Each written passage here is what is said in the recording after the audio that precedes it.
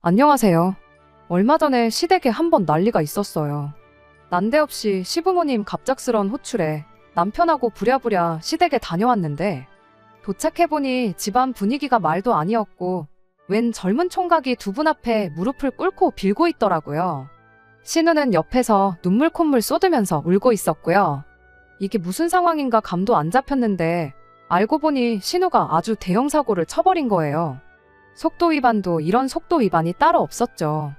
우리 신우, 올해 나이 23으로 제 남편하고는 10살 차이, 그렇게 남들보다 느릿느릿 늦둥이로 태어났는데 늦게 태어난 만큼 과속을 즐기는 성격이었나 봐요.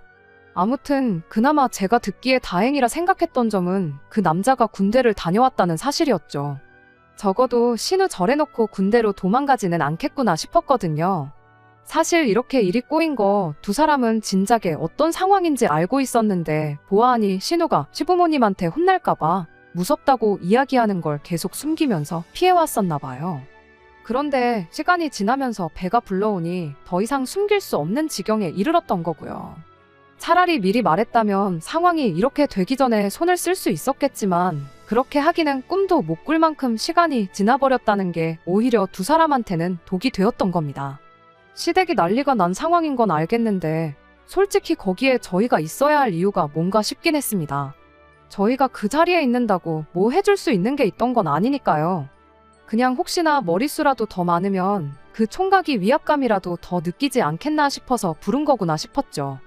아니나 다를까 그 젊은 총각이 싹싹 비는데도 불구하고 시부모님이 엄청 호통을 치기 시작했어요.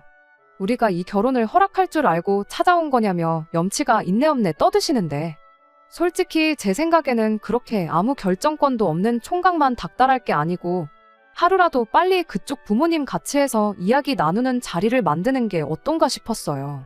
그래야 두 사람 어떻게 할지 이야기도 나누고 결혼을 시킨다면 하루가 아쉬운 상황이니만큼 결혼식 날짜부터 잡는 것이 더 나아 보였거든요. 솔직히 그렇잖아요. 결혼 안 시켜봐야 신우만 손해지 남자는 딱히 손해볼 게 없는 상황이니까 말이죠. 거기에 그 총각이 저한테까지 진심이 느껴질 만큼 두 분께 죄송하다 사죄하면서 꼭 따님, 그러니까 신우를 책임지고 평생을 행복하게 해주겠다 하고 있는데 내가 이 결혼을 허락해주겠냐, 내 눈에 흙이 들어가도 결혼만큼은 안 된다며 호통만 치면서 반대하실 게 아니고 신우를 생각해서라도 그쪽 집 부모님부터 모셔오라고 한 다음에 어른들끼리 이후 문제를 논의하는 게 맞다 싶었습니다. 하지만 끝까지 시부모님은 염치도 없는 게 어딜 찾아와서 빌고 있냐며 그렇게 싹싹 빈다고 니놈이 망쳐놓은 우리 딸아이 인생이 제자리로 돌아오겠냐며 끝까지 호통을 치면서 성질만 부리셨어요. 결국 끝까지 시부모님 마음을 돌리지 못하고 결혼 허락을 받아내지 못한 그 젊은 친구가 죄송하단 말만 반복하다가 혼나기만 더럽게 혼나고 별 소득도 없이 그렇게 집으로 돌아가고 말았죠. 그 젊은 총각이 나가니 화살이 신우한테로 돌아가서 이번에는 신우를 쥐잡듯 닥달하기 시작했어요. 그쯤 되니 진짜 저희는 이 자리에 왜 불렀나 싶더라고요. 그렇게 혼내기만 할 게 아니고 현실적으로 문제를 해결해야 하는 거 아닌가, 내가 나서서라도 시어머니한테 한마디 조언이라도 해야 하는 거 아닌가 하는 생각이 들던 찰나에 그 총각이 자기 부모님을 모시고 시댁으로 돌아왔어요.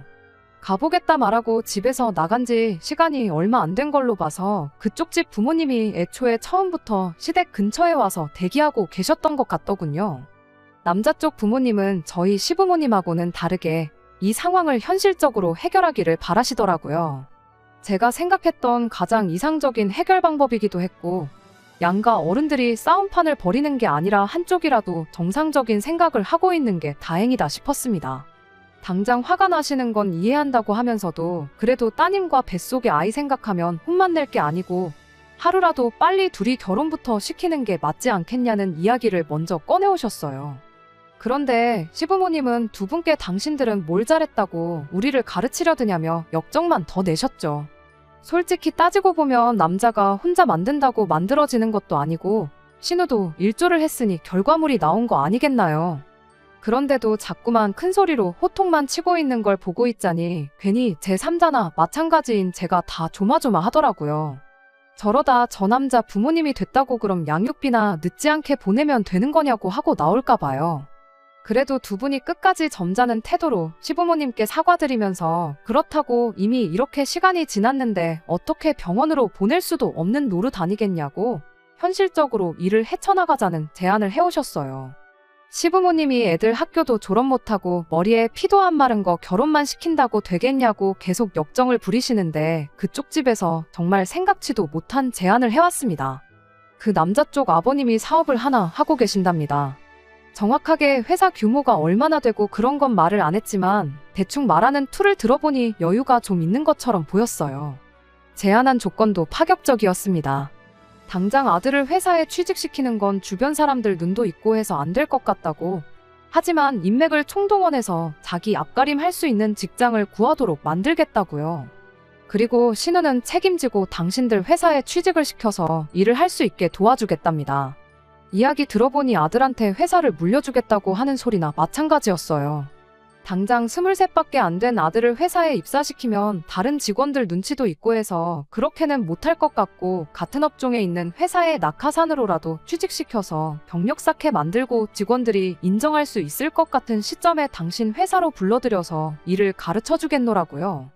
팔은 안으로 굽는다지만 신우가 남편 동생이지 제 동생은 아니기 때문에 솔직하게 말씀드릴 수가 있는 게 솔직히 신우한테는 대박이나 마찬가지였어요. 신우가 뭐 얼굴 좀 이쁘장한 거 말고는 별 볼 일 없거든요. 그런데 어차피 이렇게 된 거 23살 나이에 애엄마 되는 건 신우 청춘을 생각하면 안타깝지만 몇 년만 고생하면 사장 사모님 소리 들으면서 호강하며 살 수 있을 것 같은데 그리고 남자친구도 보아하니 사고는 쳤을지언정 끝까지 신우 책임지겠다 하고 시부모님께 사과드리고 있는 모습만 봐도 정신머리 하나는 제대로 박혀있는 친구처럼 보였거든요. 어디 길거리에서 칠렐레 팔렐레 하고 다니는 양아치 한량들보다야 훨씬 괜찮은 사람처럼 보였고 저부터가 시어머니한테 딴 생각하지 마시고 무조건 저 남자 잡아서 신우 시집 보내시라 조언을 해주고 싶은 지경이었어요. 처음에는 뱃속에 아이고 뭐고 신우는 머리 깎아서 내쫓아버리고 내 딸 앞길 망친 이 녀석은 평생을 두고 저주하겠다는 식으로 억지 부리면서 큰소리치던 시부모님도 막상 그쪽 집에서 신우 직장도 만들어주고 아들도 미래의 사장이 될 수 있게 그 밑바탕을 마련해주겠다는 제안을 듣고 나니 생각이 달라지셨나 보더라고요. 그러더니 누가 봐도 너무 속이 보이는 행동을 하기 시작했어요. 애들이 일자리만 생긴다고 해서 다 되는 거냐고 하면서 결혼하고 곧바로 애도 태어나는데 애 키우려면 둘이서 살 집도 필요하고 차도 필요하고 그런 거 아니겠냐는 말을 꺼내더라고요. 시부모님 딴에는 최대한 태어날 아이를 위해서 그러는 것처럼 돌려 말한 것 같지만 그 또한 누가 들어도 보아하니 그쪽 집 돈 좀 있는 집 같은데 이왕 해주는 김에 집도 해주고 차도 해줄 거냐 대놓고 물어보는 거나 마찬가지였습니다. 제가 다 얼굴이 화끈거릴 지경이었지요. 속이 뻔히 보이는 시어머니 질문에도 그분들은 끝까지 점잖은 말투로 다른 사람도 아니고 자식이리고 손주까지 걸려있는데 그런 건 당연한 거 아니겠냐 하시며며 밑도 끝도 없는 시부모님 억지를 다 받아줬어요. 이쯤 되니까 신우가 속도 위반으로 인생을 망친 게 아니고 인생 대역전을 했구나, 시부모님 위해서 로또를 뽑아왔구나 싶었습니다. 신우가 그동안 하고 다니는 행실을 봐선 꼭 저 남자가 아니라도 언젠가 같은 이유로 다른 사람이 와서 똑같은 장면을 보여주고 있었을 수도 있겠다 싶었거든요. 그런데 어떻게 운이 좋게도 책임감 있고 거기에 든든한 부모님까지 있는 사람이 당첨됐구나 그런 생각이었어요. 아무튼 그날은 그렇게 마지막에 가서 극적으로 이야기가 좋게 마무리가 되었습니다. 그 집 식구들이 돌아가고 나서 직전까지 있던 소란은 온데간데없고 한 5분 정도 집이 조용했어요. 불과 몇 분 전까지만 해도 신우 보고 정신 나갔냐, 머리 빡빡 밀어서 집에서 쫓아내버리겠다 하던 시어머니가 신우한테 넌지시 묻더군요. 그래서 그 집에 돈이 좀 있는 건 진짜냐고요. 대놓고 물어보는 시어머니도 대단했지만 돌아온 신우의 답 또한 대단했습니다. 잘 모르겠대요. 그냥 친구들하고 술 먹다가 합석해서 처음 알게 된 사람이고 그 후로 서너 번 만난 게 전부였대요. 저도 아직 제 나이가 30대 중반이긴 하지만 저 스스로 제 자신이 요즘 젊은 사람이라고 나름 열려있는 사람이라고 생각했는데 이런 데서 진짜 요즘 젊은 사람들과 저 사이의 세대 차이를 느끼게 될 줄은 생각도 못했습니다. 아무튼 그동안 몇 번 만나면서 돈 씀씀이 보면 아예 없지는 않은 것 같은데 확실히는 모르겠다는 게 신우의 대답이었어요. 그런데 난데없이 시어머니의 화살이 뜬금없이 불려온 저한테로 돌아오더라고요. 한다는 소리가 사업한다는 사람 말을 도통 믿을 수가 있어야지 하면서 저를 흘긋 쳐다보는 겁니다. 그 순간 저도 할 말은 많았지만 그냥 아무 말 않고 넘어갔어요. 어차피 더 떨어질 정도 없는 시어머니였는데 그마저도 사라질까 봐서 그냥 한 귀로 듣고 한 귀로 흘렸습니다. 시어머니가 사업하는 사람 말을 믿을 수 없다는 말을 꺼낸 게 저희 친정 부모님을 두고 말한 거나 마찬가지였거든요. 저희 부모님이 인테리어 관련 사업을 하셨었어요. 남편은 저희 부모님 때문에 처음 만나게 되었고요. 남편이 어쩌다 보니 저희 부모님 밑에서 아르바이트를 했는데 그때 저희 부모님이 남편을 엄청 좋게 보셨었어요. 그리고 요즘 저렇게 건실한 청년을 본 적이 없으시다며 남편을 소개시켜 주셨고요. 실제로 남편은 가진 건 없을지라도 사람이 참 좋았고 그게 인연이 다 결혼까지 하게 되었습니다. 결혼한 지는 벌써 5년이 되었어요. 저희가 20대 젊은 나이로 결혼을 하게 된 것도 다 이유가 있어요. 신우처럼 속도 위반으로 결혼한 건 아닙니다. 원래 저희 결혼하면서 친정 부모님이 당시 금전적인 여유가 되셔서 저희 신혼집도 마련해 주시기로 했고 내친 김에 남편도 후계자로 키워서 사업을 물려줘야겠다는 게 원래 계획이었거든요. 그런데 저희 결혼식 올린 직후부터 갑자기 아버지 사업이 원치 않은 방향으로 흘러가다가 결국 문을 닫게 되었어요. 살던 집이며 타고 다니던 자동차부터 해서 집에서 쓰던 숟가락까지 싹 다 정리해서 빚을 갚으셨고 그렇게 모든 걸 정리하고 고향으로 내려가시게 되었습니다. 그래도 저희 해준 신혼집만큼은 건드리시지 않았어요. 그거 정리했다면 고향으로 가시는 게 아니고 여기서 재기에 도전해 보실 수도 있었을 텐데 자식한테 줬던 걸 다시 가져갈 수는 없다며 거기까지는 하지 않으셨지요. 얼마 남아있지 않았던 대출은 제가 벌어서 제가 갚고 있고요. 바쁘게 사느라 그래도 아직 저랑 남편 사이에는 아이가 없고요. 그런데 이렇게 23 신우가 먼저 시부모님께 손주를 안겨드리게 될 줄은 생각도 못했네요. 아무튼 그렇게 저희 부모님 사업이 문을 닫게 되면서 남편을 후계자로 키운다는 말도 자연스럽게 없어지게 되었고 덕분에 저희 부모님 믿고 취직 안 하고 있던 남편이 새 직장을 구한다고 한동안 고생을 했었네요. 그리고 시부모님은 그 일을 가지고 마음에 두고 있던 거였어요. 사업하는 사람 말을 못 믿겠네 하면서 저를 쳐다보신 게 직접 언급은 하지 않아도 저희 부모님을 두고 이야기를 하는 거나 마찬가지였죠. 뭐 시어머니가 저러는 게 하루 이틀 일도 아니고 이젠 익숙해서 짜증도 안 나요.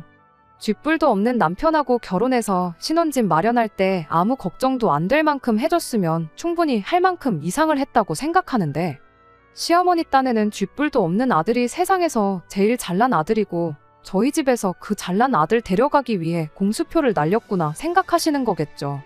솔직히 남편한테도 실망을 많이 했어요. 시어머니가 대놓고 저러는 게 한두 번이 아닌데 어떻게 중간 역할 한 번 해준 적이 없거든요. 아무튼 중요한 건 이게 아니라 신우의 이야기니 저희 집 이야기는 여기까지만 하겠습니다.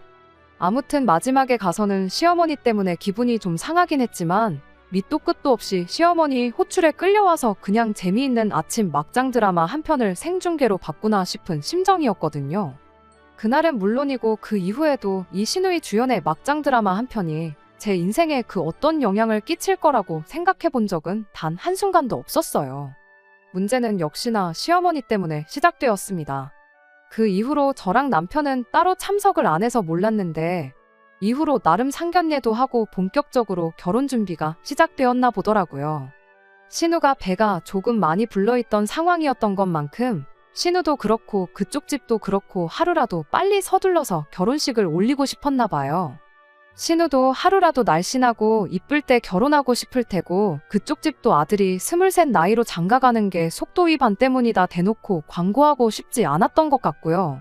그리고 그날 이야기 나눈 대로 신우는 정말 몸만 가면 되는 상황이었다 보니 그쪽 집에서 집이며 차며 해주기로 약속했던 것들을 알아서 준비를 했는가 보고요. 그런데 막상 해주기로 했던 것들이 시어머니 딴에는 썽에 차지 않았던 게 문제였습니다. 신우가 비록 생각은 없을지언정 시어머니처럼 욕심이 많은 사람은 아니었어요. 집이니 차니 그런 것도 잘 몰랐고요. 보아하니 신우는 해주는 것에 대해서 아무 불만이 없어 보였는데 그날 이야기가 쉽게 풀렸던 만큼 시어머니 딴에는 조금 더 푸시하면 원하는 대로 다 받아낼 수 있다고 생각을 했나 봅니다. 그쪽 집을 사돈이 아니라 무슨 금나와라 뚝딱하면 나오는 도깨비 방망이 쯤으로 여겼던 거죠. 그러니 그쪽에서 미리 구해준 시세 3억 정도 하는 경기권 아파트도 마음에 안 들었고 3천만 원 하는 국산 중형차도 마음에 안 들었던 겁니다. 그렇게 며칠 전 시어머니가 또 난데없이 저희를 호출해 왔어요. 신우 결혼 때문에 저희들 도움이 필요하다고 하는데 보아하니 또 머릿수 채우는데 필요해서 우리를 부르시는구나 싶었습니다. 그때는 그저 우리 시어머니가 또 무슨 재미난 막장 드라마 한 편을 구경시켜 주시려나 싶었어요. 실제로 그 자리에서 그 과정 자체는 정말 구경하는 맛이 있었고요. 시댁에 도착하니 아직 그쪽 집 사람들은 도착을 안 한 상황이었습니다. 역시나 시어머니 머릿수 때문에 저희를 부르셨던 거였지요. 무슨 이야기가 나오건 간에 우리한테 유리한 쪽으로 이야기하고 중간중간 추임새도 한 번씩 잘 넣어달라고 부탁을 하더라고요. 그리고 이번에는 나름 그쪽 집 식구들 오기 전에 저희한테 먼저 어떻게 하는 게 좋을지 조언도 구하셨어요. 조언이라고 해봐야 저한테는 아무것도 묻지 않았고 남편한테 하나 물어본 게 다긴 했지만요. 질문은 요즘 차가 어딨게 좋냐는 질문이었습니다. 국산 중형차는 요즘 개나 소나 다 타고 다니는 건데 폼이 안 나지 않겠느냐. 그리고 어쩌다 우리가 빌려 탈 수도 있을 텐데 요즘 폼나고 좋은 차가 뭐 있는지 좀 알려달라 남편한테 물으시더라고요. 남편은 그런 시어머니 질문에 몇 년 전부터 자기가 타고 싶어 하던 국산 프리미엄 대형차 이름을 댔어요. 그러더니 시어머니한테 혹시 나도 가끔 빌려 탈 수 있겠느냐 묻길래 제가 남편 허벅지 한번 꼬집고 주책 좀 부리지 말라고 한마디 했죠. 시어머니는 그래도 1억은 넘는 차를 타고 다녀야 남들한테 자랑도 좀 하고 그러지 않겠냐며 외제차 좋은 거 알고 있는 거 없냐고 또 물으시더라고요. 남편은 기어이 그 차를 빌려서라도 한번 타고 싶은 생각이었는지 외제차 이름을 대는 대신에 그 차의 장점에 대해서 열변을 토했습니다.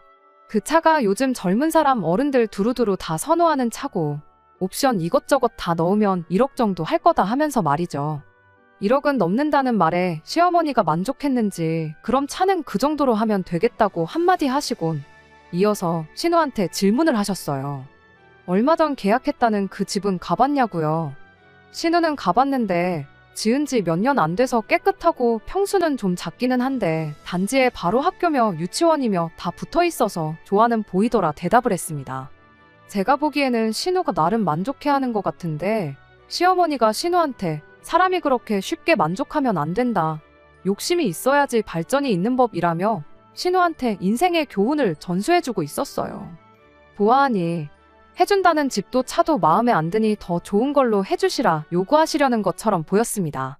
저희를 부른 것도 이런 식으로 협상을 하는 자리에선 내 편이 많아야 유리하게 흘러가지 않겠나 생각하셨던 것 같아요. 그러니 옆에서 추임새 좀 넣어봐라 그런 부탁을 하셨던 걸 테고요. 그러던 중 남자 쪽 식구들이 시댁에 도착을 했습니다. 무슨 일로 이렇게 온 가족을 보자고 하시냐 하는 걸 보니 앞으로 펼쳐질 이야기는 모른 채 영문도 모르고 만나자고 해서 나오신 것 같아 보였어요. 아니나 다를까 시어머니가 대본의 본론부터 꺼내시더군요. 사돈은 태어날 손주가 별로 이쁘지 않으신 것 같다면서 말이죠. 그쪽 집 분들 표정을 보니 시어머니가 어떻게 나오시려는지 대충 감은 잡은 듯 보였습니다. 사업하시는 분들이라는데 그 정도 눈치는 당연히 있으셨겠죠. 누가 봐도 시어머니가 뭘 더 요구할 것처럼 보였으니 말입니다. 대번에 그게 무슨 말씀이시냐고. 애들 결혼하는데 집도 해주고 차도 해주고 결혼 비용도 전부 다 해주고 방금까지만 해도 계약해놓은 집에 살림살이 채워넣을 거 보고 계셨다며 이만큼을 해주는데도 왜 그런 생각을 하시냐고 시어머니가 다른 말을 못 꺼내도록 선수를 치면서 대답을 해오셨어요. 시어머니도 그쪽에서 이렇게 나올 줄 어느 정도 예상은 하고 계셨는지 이미 대비를 다 하고 있었다는 투로 자연스럽게 질문을 이어갔습니다. 요즘 같은 저출산 시대에 이렇게 애부터 낳고 결혼하는 애들이 또 어디 있겠냐. 애들이 나이도 어리고 그만큼 앞으로 셋넷은 더 낳을 수 있는데 집도 너무 좁고 차도 너무 작은 거 아니겠냐며 애들이 행복하게 살면서 애국도 할 수 있게 이왕 쓰시는 거 조금만 더 쓰시는 게 어떻냐고요. 밑도 끝도 없는 말도 안 되는 질문에 그쪽 부모님 안색이 곧바로 어두워지는 게 약간 역시나 올 게 왔구나 하는 표정이었습니다. 시어머니는 당신이 기세를 탔다고 생각했는지 곧바로 질문을 이어가셨죠. 뉴스 보니 요즘 애들이 아주 보통이 아니더라시면서 타고 다니는 차나 집 가지고 등급을 나눈다더라 하는 이야기를 꺼내시는 거예요. 대놓고 말은 안 했지만 꺼낸 말 전부 집도 큰 집으로 다시 구해주고 차도 더 좋은 걸로 바꿔달라는 소리나 마찬가지였죠. 그쪽 집에선 애들이 사는 집 가지고 등급 나누고 하는 거 진짜로 그러는지는 모르겠지만 아직 아이가 태어나지도 않았는데 갓난쟁이들이 그러진 않을 거 아니냐시며 못해도 초등학교 고학년은 돼야 그런 거 인지하고 그럴 것 같은데 그날이 올 때까진 아직 10년도 더 남았으니 애들이 자력으로 노력해서 좋은 집, 좋은 차 사면 되는 거 아니겠냐고 처음부터 전부 다 해주는 게 아니라 그만큼 성공할 수 있게 앞에서 끌어주고 뒤에서 밀어주는 게 우리 역할 아니겠냐고 한마디 하시더군요. 그리고 요즘 이만큼이나 부모 지원받고 결혼하는 애들도 많지 않을 거다시면서 시어머니의 제안을 정중하게 돌려서 거절하셨어요. 저는 당연히 거절당하는 게 정상이다 생각했는데 시어머니는 설마 그렇게 고분고분하던 사람들이 이렇게 나올 줄은 몰랐다는 반응이었습니다. 우물쭈물하더니 그래도 두 분 사업하시는 분들이고 돈도 많으신 것 같은데 이왕 쓰는 거 조금 더 쓰면 어떻겠냐고 다른 사람도 아니고 자식들 위해서 쓰는 돈인데 그리 어려운 부탁이 아니지 않느냐고 그 시커먼 속내를 대놓고 꺼내왔어요. 그게 다가 아니라 마지막에 가서는 애 키울 땐 시댁보다는 친정손을 빌리는 게 보통 아니겠냐며 경기도는 너무 먼 것 같으니 당신이 오며 가며 하기 편하게 강남 쪽으로 집을 구해주시라 그렇게 한마디 하는 겁니다. 솔직히 편들어 주러 갔던 자리긴 하지만 누가 봐도 구걸에 가까운 우리 시어머니 노골적인 질문에 제 얼굴이 다 화끈거릴 정도였습니다. 아니나 다를까 그쪽 집에서도 아무리 사업을 한다고 한들 집에 20억, 30억 쌓아놓고 사는 사람들이 얼마나 되겠느냐며 난색을 표하셨죠. 말했다시피 이만큼 해주는 집도 거의 없을 거라고 확신한다며 이 이상은 못 해드린다. 이번엔 조금 어투를 강하게 해서 거절을 했습니다. 상식적인 선에서는 거절당하는 게 당연한 상황이긴 하지만 아무튼 시어머니도 꺼내는 말마다 그쪽 집에서 못 해준다. 안 된다 하고 나오니 열이 받았는가 봅니다. 다짜고짜 지난 그날처럼 쩌렁쩌렁 언성을 높이면서 갑자기 역정을 내기 시작했어요. 지금 그쪽 집 아들이 우리 딸 창창한 앞길 막아버렸는데 고작 3억 4억 가지고 쓱싹하려는 거냐고. 당신들 눈에는 우리 딸이 고작 그 정도 값어치밖에 안 하는 것처럼 보이냐며 우리 딸아이 인생값 제대로 치르라고 입에 개거품을 물기 시작했어요. 그때쯤부터는 저도 걱정이 되더라고요. 그쪽 집 부모님이 누가 봐도 불편한 기색을 숨기지 않는 와중에 시어머니는 대체 무슨 믿는 구석이 있길래 계속 저렇게 고자세를 유지하고 큰 소리를 내시는가 싶었어요. 아니나 다를까 그쪽 집에서 결국 폭발을 해버렸습니다. 알겠다고 그럼 원하는 대로 강남에 아파트 하나 얻어주겠다고요. 다만 그냥은 해줄 생각이 없다고 하면서 조건을 걸더라고요. 마침 자식 앞길 이야기 먼저 꺼내시지 않았냐고. 우리 아들도 앞길이 있고 꿈이 있는 아이였다고. 이렇게 갑자기 아이가 생겨서 결혼만 안 했으면 내년쯤 유학 가서 디자이너가 되는 꿈을 이루기 위해 노력할 아이였는데 이렇게 아이 때문에 그 꿈을 접게 되었으니 그 값은 받으셔야겠다는 겁니다. 집은 강남에 20억 하는 아파트로 구해주시겠대요. 대신 그 집에 들어갈 혼수에 애들 타고 다닐 차는 저희 시댁에서 마련해 오라는 겁니다. 혼수도 대충 싸구려를 말하는 게 아니라 보통 과거에 하던 대로 집값이 10% 정도는 해달라고요. 시어머니가 깜짝 놀라서 뭔가 말을 꺼내려고 했는데 시어머니가 입을 열자마자 아직 할 말 다 안 끝났다고 단호하게 말을 자르시더라고요. 그러더니 애가 뭐 여자 혼자 만드는 것도 아니고 피차 책임은 두 사람한테 똑같이 있는 거 아니겠냐고. 강남에 20억 집 해올 테니 혼수로 2억 채워주고 애들 타고 다닐 차 1억 해오시라. 세상 그 누구한테 물어도 절대로 우리한테 더 불공평하지 그쪽 집에 불공평한 거 하나도 없는 조건이다 하고는 절대 양보할 생각 없으니 더 이상 애들 결혼에 대해서는 아무 말 나오지 않으면 좋겠다고 단호하게 한마디 하시더군요. 이렇게 못하겠거든 그냥 애들 결혼은 없던 일로 하고 양육비로 한 달에 100만 원씩 도의적인 책임만 다하겠다고, 그리고 애들한테 쓰려던 돈은 내 아들 유학 보내주고 공부시켜주고 하는 데만 쓸 테니 그렇게 아시라 말하고, 이야기 더 나눌 것도 없으니 가보겠다 한마디 하고 폭풍같이 할 말 몰아쳐서 쏟아내고는 이내 돌아가셨어요. 딱 봐도 우리 시부모님 하고 사는 꼴을 보아하니 3억은커녕 당장 3천만 원도 융통하기 힘들어 보이는 게 사이즈가 딱 나왔던 거겠죠. 시어머니는 그쪽 집 사람들 떠나간 현관문만 멀뚱멀뚱 바라보고 계셨고요. 그리고 거기까지는 제가 기대했던 대로 지난번하고는 비교도 안 될 만큼 재미있는 드라마의 한 장면이나 마찬가지였어요. 내색은 안 했지만 속으로 엄청 흥미진진해 하고 있었는데 이번에도 저번처럼 화살이 저한테 돌아왔습니다.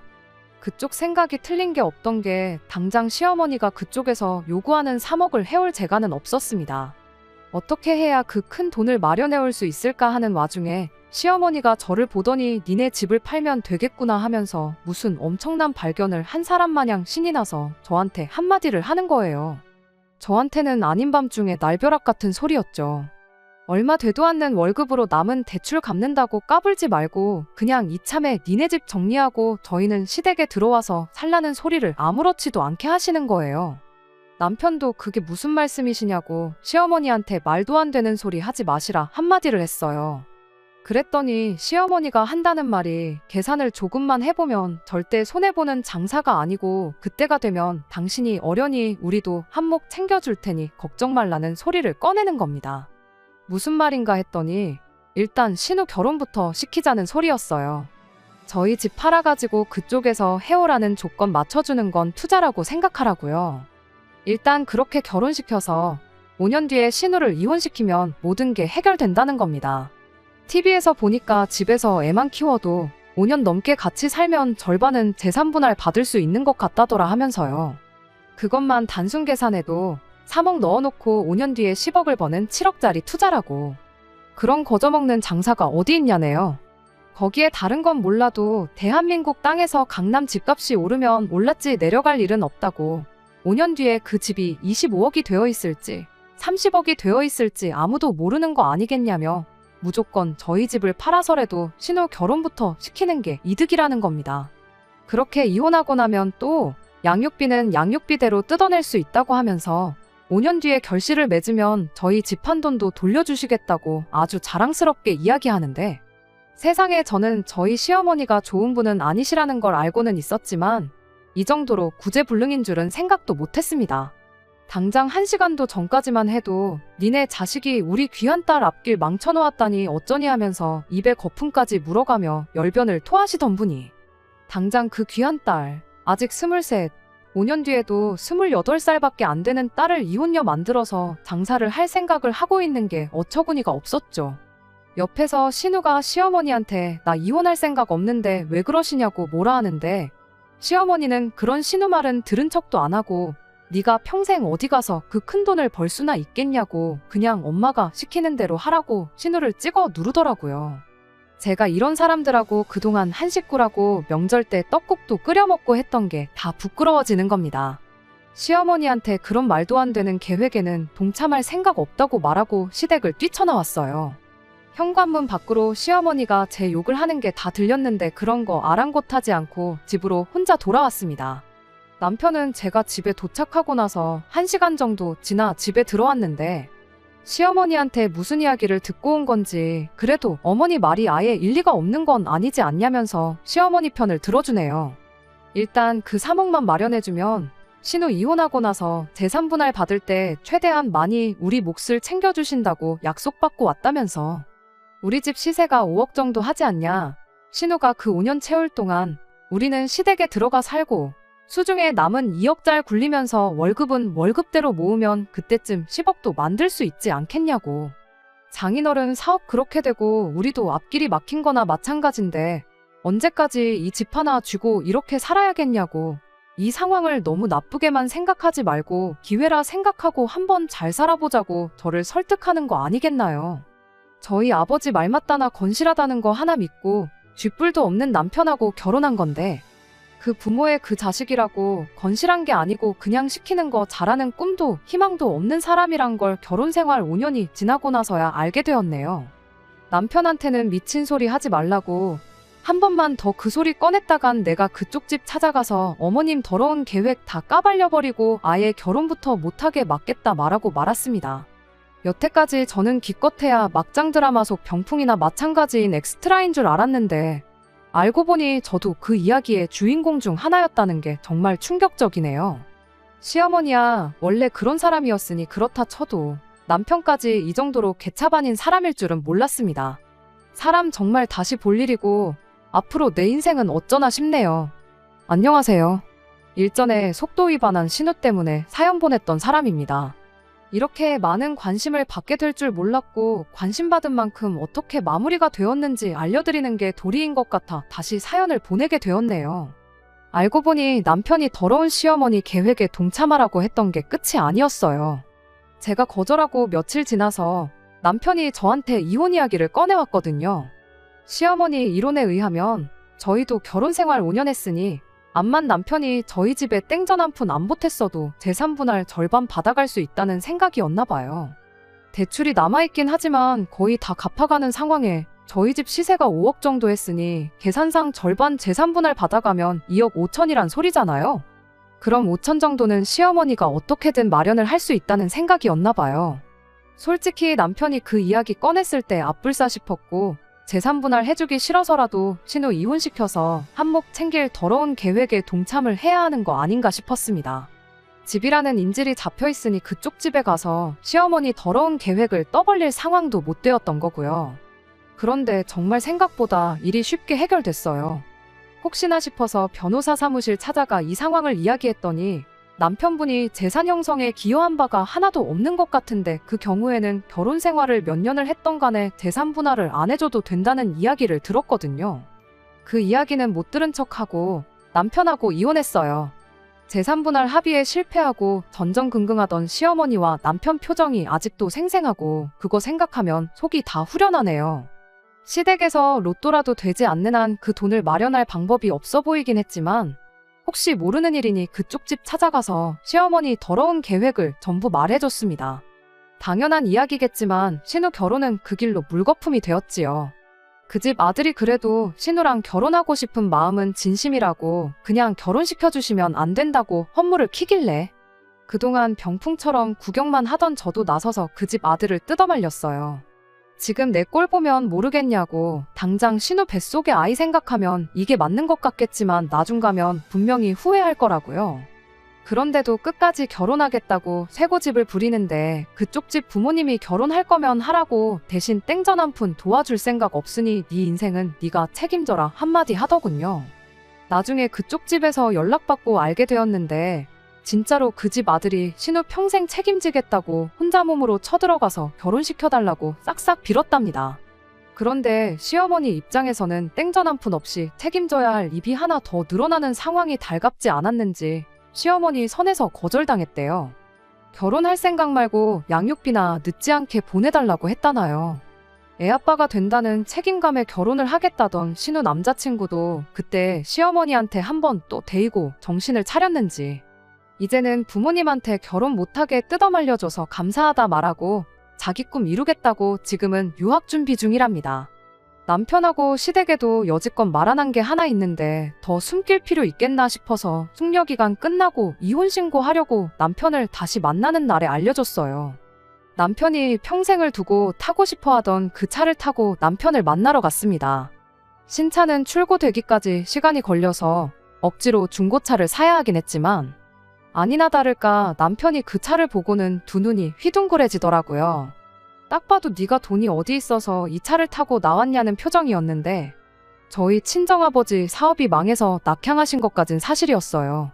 평생을 두고 하신 일이 그쪽 일이다 보니 고향에 내려가셔서 있는 돈 없는 돈 탈탈 털어서 똑같은 사업을 시작하셨고요.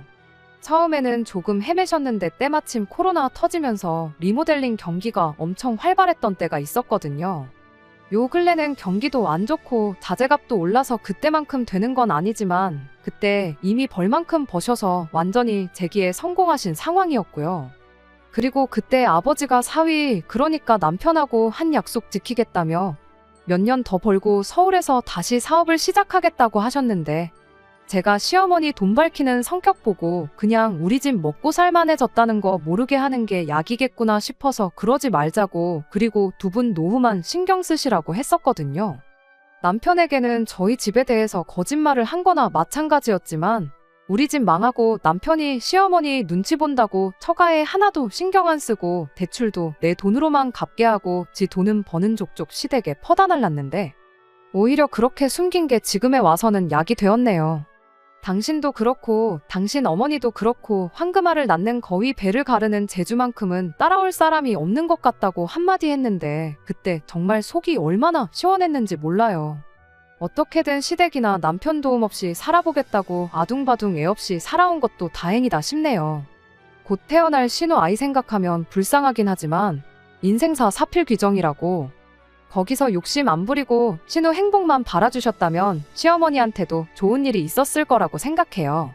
잘못한 사람이 잘못한 만큼 합당한 벌을 받는 거 어찌 보면 당연한 일 아니겠나요? 제발 시어머니나 남편이 그걸 깨닫고 앞으로나마 신우나 신우 아이가 좋은 길로 갈 수 있게 옳은 결정을 내리는 사람이 되면 좋겠네요. 저 또한 이번 일을 교훈 삼아 항상 옳은 길만 걷는 그런 사람이 돼야겠습니다. 끝까지 들어주셔서 감사합니다. 오늘의 사연은 여기까지입니다. 구독과 좋아요, 알람 설정 부탁드리고 더 좋은 사연으로 다시 찾아뵙겠습니다. 감사합니다.